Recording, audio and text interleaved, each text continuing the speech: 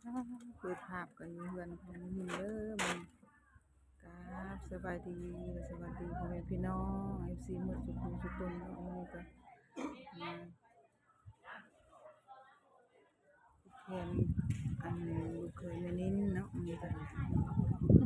ฟังลาวฟังไทยต่างประเทศก็ยินดีต้อนรับช่องเด้อช่องมาเบิ่งน้อยเด้อสิมาสุดทุกคนเด้อรอเพื่อนเราบ่น้อยยังบ่ได้ผูกแขนเนาะ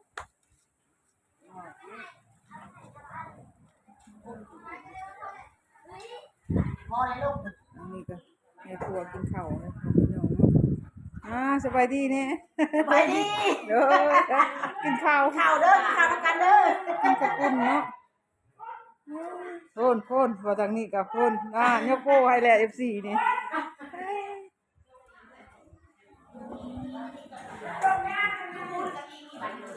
ไม่เอาก่อนไม่เอาก่อน เอานั่งดีๆนะ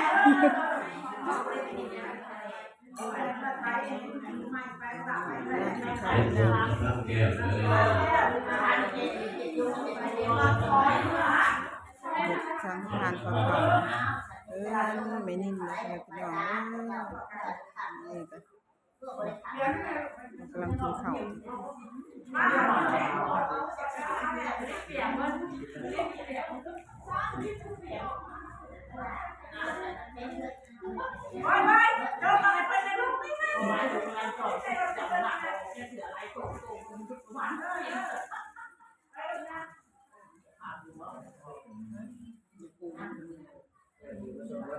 วกินน้ำ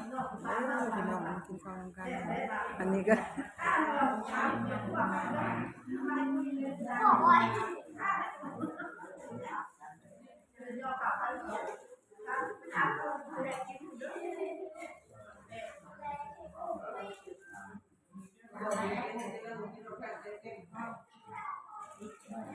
าหารการกินของพี่น้อง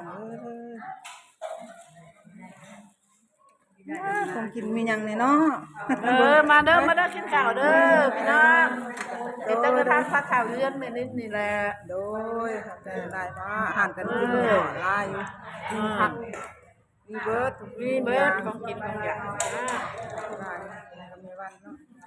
ขันลาสดมาชิมตลาดน้ำเลือกเอา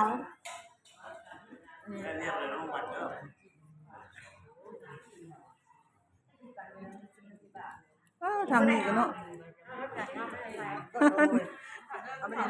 โดยที่เขากำหนึ่งเฮ็ดเด้อส่วนแสบก็ปวดก็ มาก็งานนี้ก็มีปวกเนาะมีเด้อแม่บ้านข่อยมีเด้อ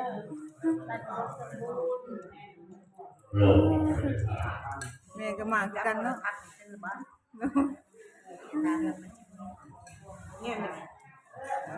เป็นตาแสบมีข้าวกินน้ำมีหลายอย่างอาหารการกินค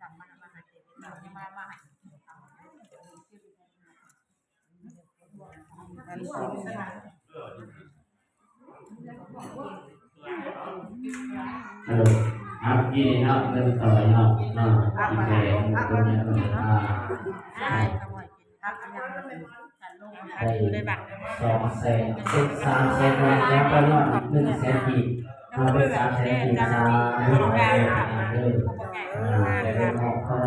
รการกินบ้านเมืองลาวเนาะหลายอย่างแซ่บเลย เราดูว่ามันอยู่ลาวเด้อ ลูกลาวแซ่บนะพี่น้องเอ้ยเจียวกับเจียวหมกเล่นเนาะมาใ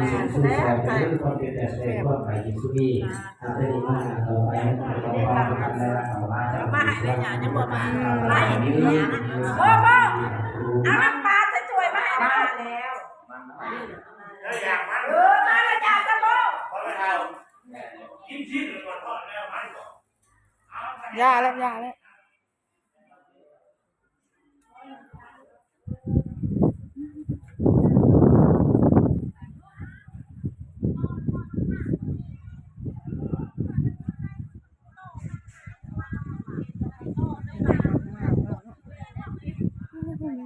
มีเบิด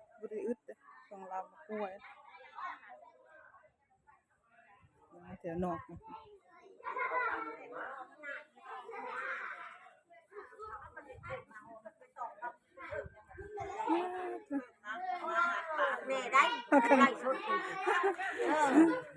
กินแล้วทางนี้เนาะแล้วเรียบร้อยแล้วเรียบร้อยแล้วมีแต่หมกน้ำเนาะพาให้มาหมกน้ำมาไปลองกันมาเด้อ พี่น้องหน้าได้ไหมพี่น้อง เอาเวียกมันมีไอ้เวียกให้อยู่วันเด้อแม่บ้านขอวอนในแม่บ้านเด้อแม่บ้าน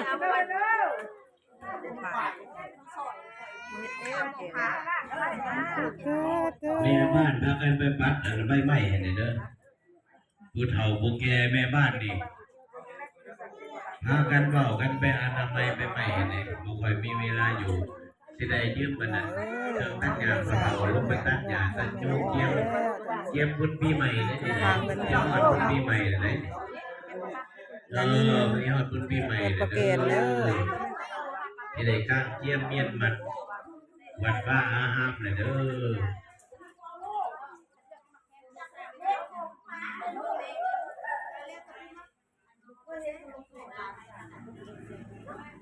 เป็นกำลังพอสมควร